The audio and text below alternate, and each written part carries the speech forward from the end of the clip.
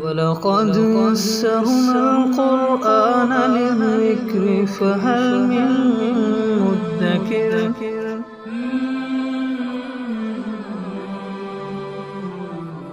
سورہ قلم آیت نمبر 44۔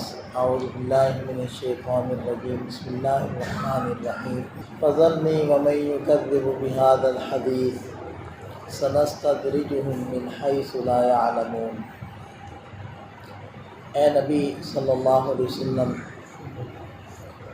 جو لوگ اس کلام کو یعنی قرآن کو سن کر اس کو جھٹلا رہے ہیں، آپ ان کو مجھ پر چھوڑ دیجیے، میں خود ان سے نمٹ لوں گا۔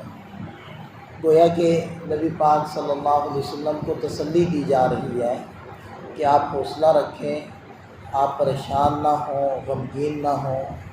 آپ اتنی محنت کر رہے ہیں اور یہ لوگ متوجہ نہیں ہو رہے، آپ چھوڑ دیں، میں جانوں اور یہ جانوں، میں خود ہی ان کو سزا دوں گا۔ خاص طور پر جب یہ کفار بار بار کہتے تھے کہ جی وہ عذاب کہاں ہے جس کا وعدہ کیا جاتا ہے، وہ عذاب ہم پر کیوں نہیں آتا، لائیں عذاب لائیں، ہمیں کریں ہلاک۔ تو اس پر بھی نبی پاک صلی اللہ علیہ وسلم سوچتے تھے کہ اگر ان نافرمانوں پر اللہ کا عذاب آ جائے تو کم سے کم دوسرے لوگوں کو تنبہ ہو جائے گا اور وہ مسلمان ہو جائیں گے، اسلام میں داخل ہو جائیں گے۔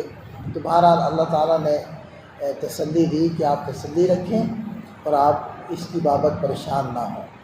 سنستدرجہم من حیث لا یعلمون، ہم دھیرے دھیرے ان کو تباہ کریں گے اور ان کو پتہ بھی نہیں چلے گا۔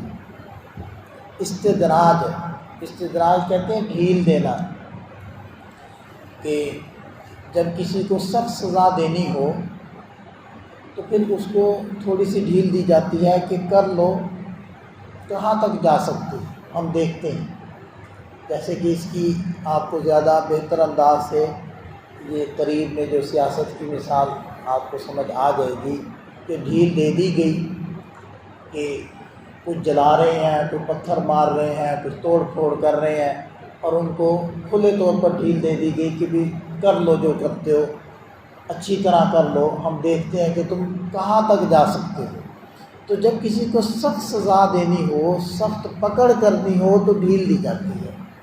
اسی کو اصطلاح میں استدراج کہتے ہیں، تو جس کا یہاں تذکرہ ہو رہا ہے کہ ہم ان کو ڈھیل دیں گے اور آہستہ آہستہ پھر ان کو تباہی کی طرف لے جائیں گے اور ان کو پتہ بھی نہیں چلے گا۔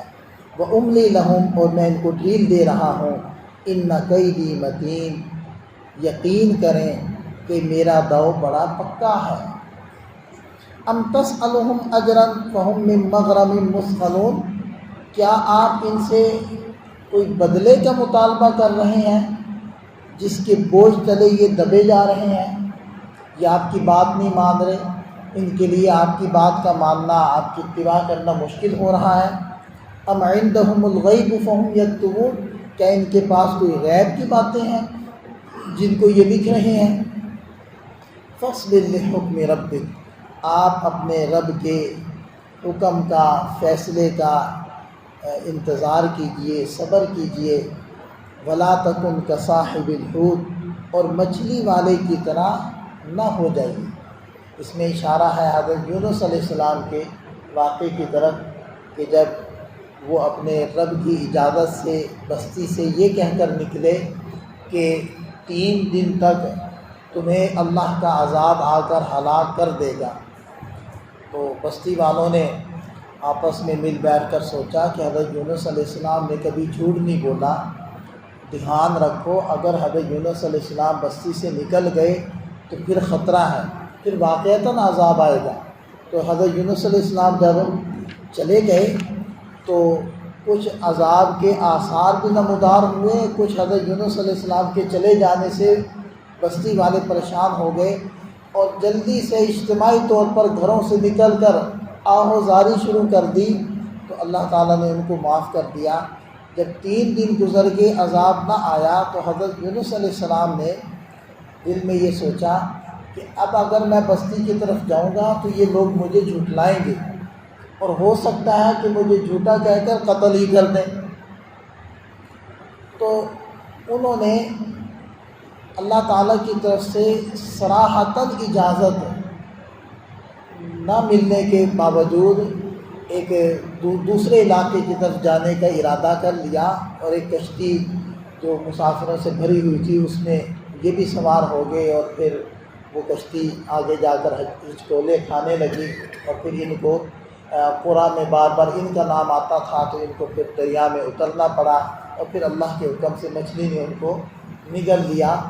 تو یہ جو حضرت یونس علیہ السلام نے ایک اجتہادی خطا کر لی تھی، اصل میں ہوتا یہ ہے کہ جو مقربین ہوتے ہیں ان کی معمولی سی چوک وہ بھی قابل گرفت ہوتی ہے ان کے اللہ تعالیٰ کے ساتھ علو مرتبت یا قرب کی وجہ سے، اور وہ ان کے اعتبار سے وہ خطا بنتی ہے، ہم دوسروں لوگوں کے اعتبار سے وہ خطا بھی نہیں بنتی۔ تو بہرحال تو ارشاد فرمایا کہ آپ اپنے رب کے حکم کا انتظار کریں اور اس کے حکم کے آنے تک صبر کریں، اور آپ مچھلی والے کی طرح نہ ہو جائیے۔ اذ نادا وہو مکدوم، جب وہ غم کے اندر گھٹ گھٹ کر ہمیں پکار رہے تھے، کیونکہ وہ مچھلی کے پیٹ میں آیت کریمہ لا الہ الا انت سبحانک انی کنت من الظالمین بار بار پڑھ رہے تھے۔ لولا ان تدارکہ نعمت من ربہ، اگر اس کے رب کے فضل نے ان کو سنبھال نہ لیا ہوتا، یعنی حضرت یونس علیہ السلام کو، لنبذ بالعراء وہو مذموم، تو وہ اسی بری حالت میں اس کھلے میدان کے اندر پھینک دیے جاتے ہیں۔ یعنی جب مچھلی نے ان کو لا کر خشکی پر اگلا تو وہ اتنے دن کھانا نہ ملنے کی وجہ سے کمزور ہو چکے تھے، اور ان کی جو ظاہری جلد تھی وہ بھی بہت زیادہ نازک ہو چکی تھی۔ تو اس کمزوری کی حالت میں اللہ تعالیٰ نے ان کو خوراک دی اور ان کے لیے سائے کا انتظام کیا اس چٹیل میدان میں، اور پھر وہ دوبارہ سے صحت یاب ہو گئے۔ تو اس کی طرف اشارہ ہے۔ فاجتباہ ربہ، پھر ان کے رب نے ان کو چن لیا، فجعلہ من الصالحین، اور ان کو نیک لوگوں میں شامل کر دیا۔ تو اس واقعے کی طرف اشارہ کر کے نبی پاک صلی اللہ علیہ وسلم کو حکم ہو رہا ہے کہ آپ نے اپنے رب کے صریح حکم آنے کا انتظار کرنا ہے۔ وَإِن يَكَادُ الَّذِينَ كَفَرُوا لَيُزْلِقُونَكَ بِأَبْصَارِهِمْ لَمَّا سَمِعُوا الذِّكْرَ وَيَقُولُونَ إِنَّهُ لَمَجْنُونٌ، کہ جب یہ کفار لما سمعوا الذکر، یہاں سے ترجمہ ہو رہا ہے، جب یہ کفار ذکر یعنی قرآن کو سنتے ہیں تو اپنی تیز تیز نگاہوں سے بِأَبْصَارِهِمْ، اپنی تیز تیز نگاہوں سے قریب ہے کہ آپ کو پھسلا دیں۔ تیز تیز نگاہوں سے پھسلانا، عرب کے اندر ایک صاحب تھا، مشہور تھا نظر لگانے میں، اور اس کی نظر بھی ایسی لگتی تھی کہ اگر جانور کو لگ جائے تو جانور مر جاتا تھا، اور نظر کا لگنا یہ حق ہے، العین حق۔ تو کفار نے نبی پاک صلی اللہ علیہ وسلم کو دعوت حق سے روکنے کے لیے اپنا ہر حربہ آزمایا، یعنی کسی جہت سے ان لوگوں نے کوشش چھوڑی نہیں ہے۔ یہ جو 100 افراد کو جمع کر کے آپ علیہ السلام کو شہید کرنے کی سازش تھی، یہ ان کا آخری حربہ تھا۔ مطلب جب سارے حربوں سے یہ ناکام ہو گئے، ساری تدبیریں ان کی فیل ہو گئی، تو اخیر میں انہوں نے سوچا کہ اب یہی راستہ بچتا ہے تو یہ کرتے۔